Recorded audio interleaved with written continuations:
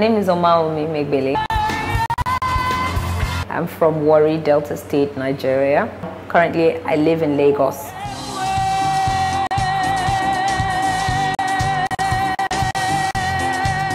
Well, the Idols experience was, it's not something I can actually describe.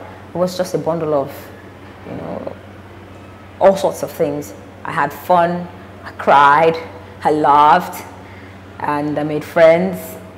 And it was quite an experience, I can tell you that. I was going through my family, let me just use that word. They always had this thing about me, you know, singing, you know. They always thought that I was always disturbing in the house, so they felt I should just go out and sing, you know, and that was it. And secondly, I just thought of, hey, why not, you know? But I think that there was a supernatural force, there was this push that propelled me, and I think it was God.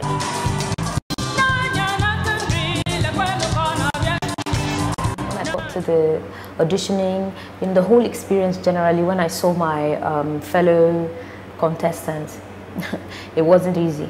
At one point, I was going on my knees and I was praying that God shall let this person go so that I will stay, you know.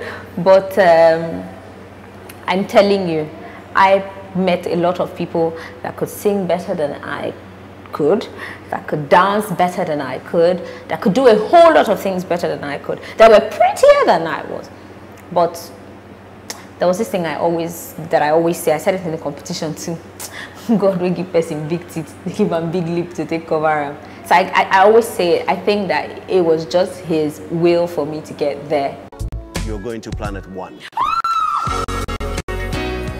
Oh, well, I can't tell you for sure now that I'm going to use the fame I got from the Idols experience, that I'm going to do this specifically and I'm going to do that specifically.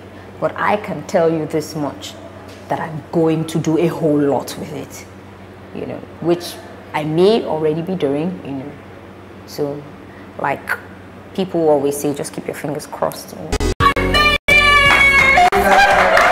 Well, a lot of people commented on my versatility, and when I go to places, they say, oh, you're so good. I remember you because you were so versatile, and this and that, and yeah, I did a lot of, I dabbled into a lot of genres, you know, during the competition, and that was as a result of, I watched a lot of TV, and I read a lot of books, you know.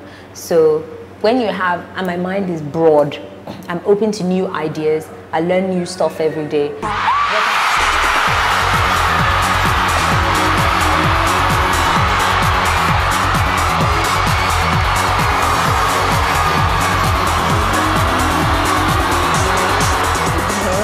The final day when Timmy was announced that the winner, there was this big, you know, sigh of relief, like finally, it's over.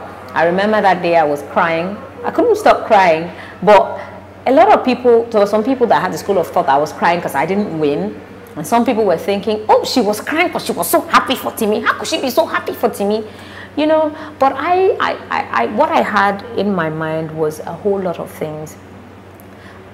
I was crying because I couldn't believe that I was there was a chance of me actually winning, you know, being the first West African Idol. I felt so grateful. I felt so honored that people would actually, you know, think that I deserved to get there.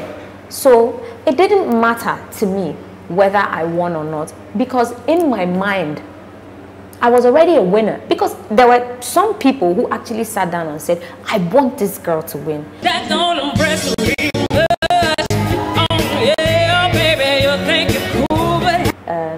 It's not, if I went singing, you know, if God gives me the skill, I'd really love to write a book. I'm definitely going back to law school next year, that one. If I don't go back to law school, even if I decide not to go back, the same my family that dragged me to come to the Idols, they will flog me.